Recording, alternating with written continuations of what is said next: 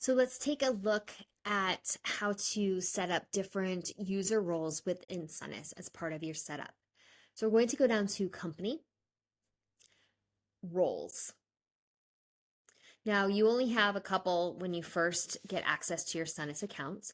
You can clone those or you can create new roles, whatever works best for you. And roles are at two different levels, the company level or the venue level. So I'm going to go ahead and just walk you through the company level, company admin, and go through each section. So for company admin, you have the company section included, while for venue, it will just start at the venue level. Okay.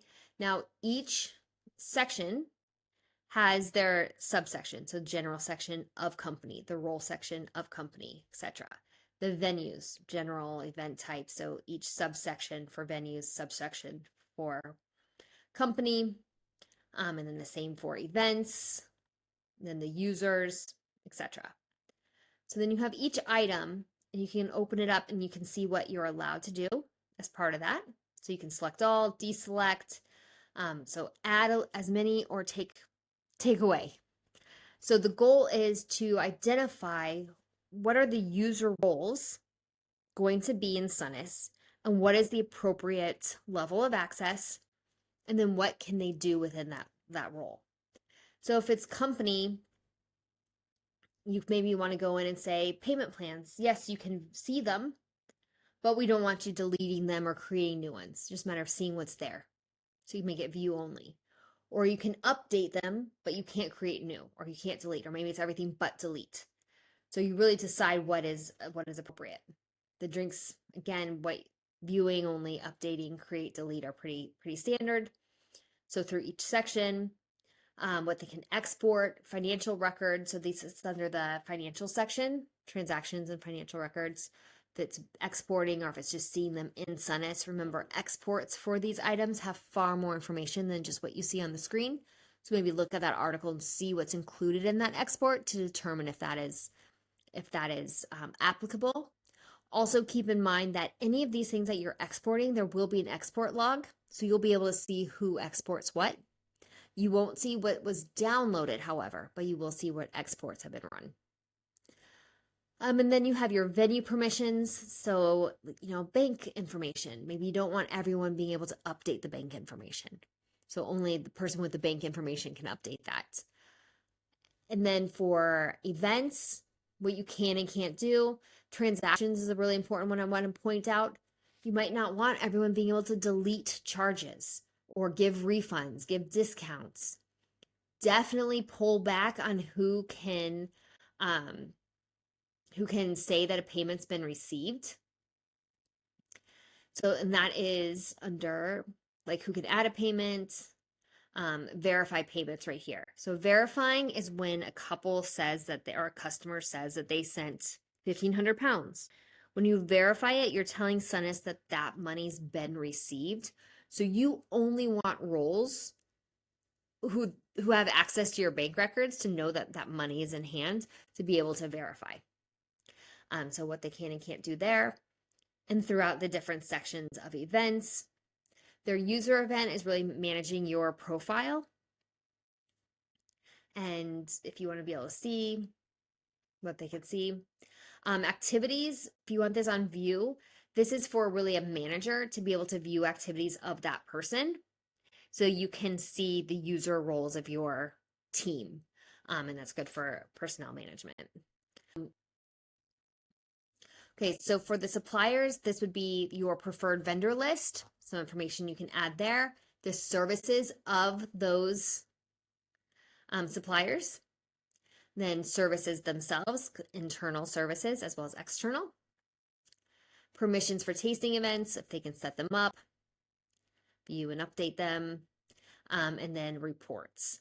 So again, you decide what is appropriate for each role. You name the role accordingly, and multiple people can have the same role. Okay. Now it's also important to note that you can have different roles for different companies, but the most restricted role will trump others. Okay, so if you're assigned to two different roles And one role says you can't edit transactions, and one role says you can edit transactions, the more restrictive can't edit will trump the one that says you can. So if you have multiple roles assigned to one user, the more restrictive role permissions will trump the other. And you can have different roles for different venues. So you could have somebody who is maybe view only for one venue, but is able to edit things on their assigned venue. So keep that in mind. So just familiarize yourself with this as you get to know Sonas. Now, when you're ready to start inviting users in, you're going to go to User Management, Actions, Invite User. You're going to put in their email, how they can log in, all methods, meaning they can use password or they can use Microsoft single sign-in. If you are a Microsoft company, so you have Outlook as your email company, you can do single sign-on. The benefit of that is they have to use their company email. And when you pull, let's say leave the company, when you pull their access to Outlook, it will automatically pull their access to Sonas as well. So you don't have to go into multiple systems to pull access. So it makes things a little bit easier if you do set that to Microsoft SSO if you're a Microsoft. So Google coming soon. First name, last name. This is where the initials will be pulled from. So if you have two people that initials are SJ, you might want to put it in middle initial for one. So Sarah B. Johnson. So her initials will come across as SBJ.